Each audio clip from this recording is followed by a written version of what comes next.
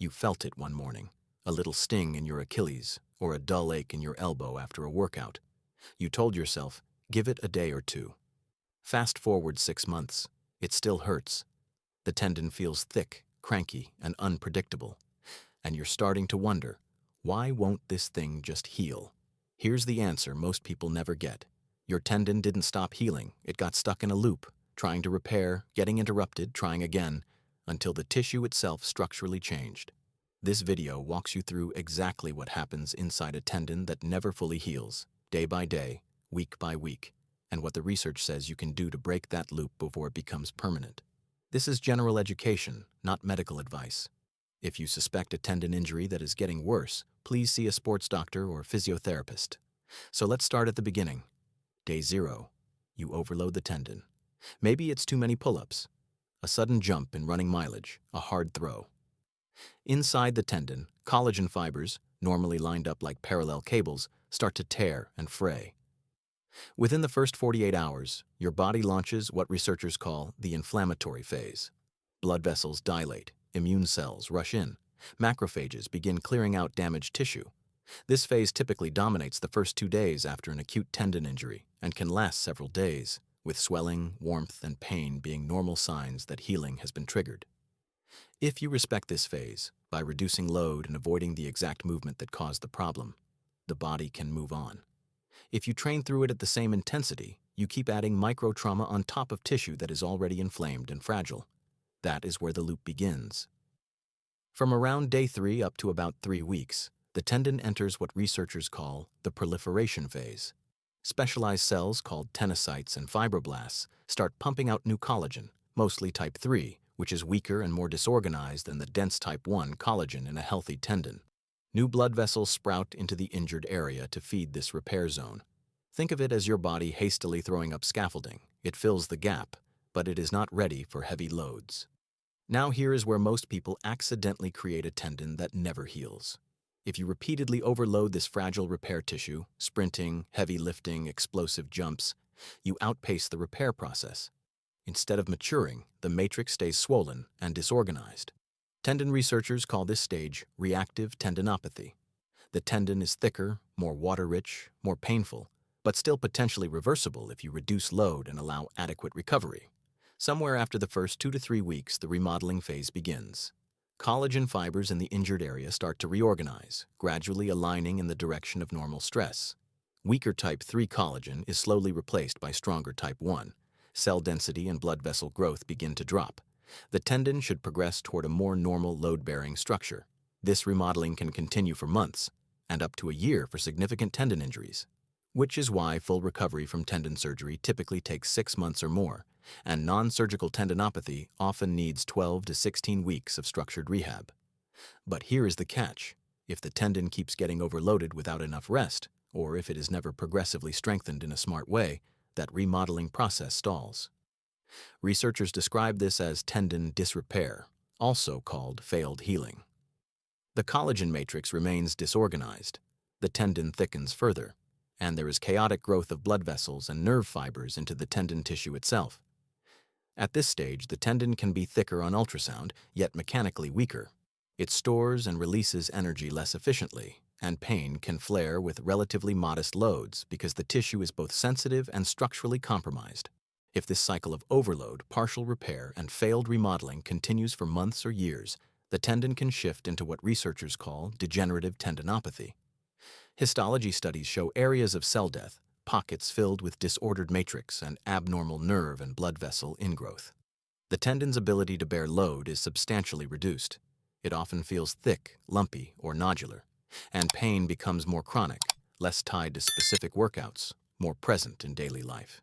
The continuum model of tendinopathy, one of the most cited frameworks in tendon research, suggests that once a tendon is deep into this degenerative zone, full return to a completely normal structure is unlikely.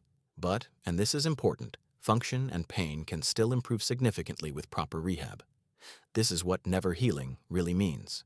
The biology tried to repair repeatedly, but constant overload, poor load management, or complete rest without progressive reloading kept the tissue stuck in a disorganized, weakened state. So what does this look like in real life? Week 1 to 2. You feel a localized ache during or after activity, maybe a little swelling or morning stiffness. But you can still train. You call it a niggle and carry on. Week 3 to 6, pain becomes sharper with certain movements. Warm-up might make it feel better temporarily, cranky, but it flares later. The tendon may feel thick or tender to touch, and everyday tasks start to trigger it. Month 2 to 3, you modify exercises on bad days but spike the load on good days.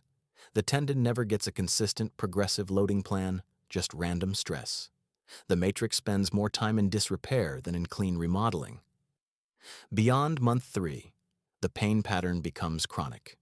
You might have good and bad weeks, but explosive or high-load actions are unreliable. Imaging would often show thickening and disorganized collagen even without a full tear. And all of this is happening on a tissue that, under ideal conditions, already needs many weeks to months to complete its healing cycle. No amount of motivation compresses biology. So if rest alone isn't fixing it, what does the evidence actually support? For chronic tendinopathy, especially in the Achilles and patellar tendons, eccentric and heavy slow resistance exercises are among the most researched tools available. A 2023 systematic review and meta-analysis published in BMC Sports, Science, Medicine, and Rehabilitation confirmed that eccentric exercise produces significant pain reduction in patients with mid-portion Achilles tendinopathy compared to other forms of exercise. A narrative review of Achilles tendinopathy found that both heavy eccentric and heavy slow resistance programs led to large improvements in pain and function over 12 weeks, with some studies suggesting heavy slow resistance may match or outperform pure eccentric protocols. The key idea fits perfectly with the continuum model. In the reactive phase, reduce load. Avoid high-stress activities. Let the early repair settle. In the dysrepair and degenerative phases, you need carefully dosed mechanical loading, slow, heavy, and controlled, to stimulate collagen to realign and the tendon to regain strength. Done properly, this breaks the never-healing loop by giving the tendon enough stimulus to remodel with enough rest between sessions for tissue to actually adapt. So here is what all of this means in practical terms. First, respect real timelines. Tendon tissue healing runs in weeks to months, not days. Plan your training around that reality. Second, identify and unload the exact aggravating movement. You usually don't need to stop all activity, but you do need to stop repeatedly hitting the tendon with the same peak load that injured it. Third, introduce structured loading, not random flares. Under guidance from a physio or a SMART program, use progressive, eccentric, or heavy slow resistance exercises to rebuild tendon capacity over 8 to 12 weeks or more. Fourth, watch for the good day trap. Feeling better one day does not mean the collagen has finished remodeling. Jumping straight back to maximum effort is how you drag the tendon back into disrepair and restart the loop. If you recognize yourself in this story, the tendon that has almost healed for months, your problem is probably not that your body forgot how to repair. It is that the repair process keeps getting interrupted. Use what you've learned here as a roadmap. Understand which phase your tendon is likely in. Stop feeding the overload cycle. Start a structured loading plan instead of guessing. And get a proper diagnosis from a qualified professional. Your tendon will not heal in 36 hours, whether it likes it or not. But given the right timeline and the right loading, it has a far better chance of healing in the next 3 to 6 months. So you're still lifting, running, and moving freely, years from now, instead of wondering what went wrong.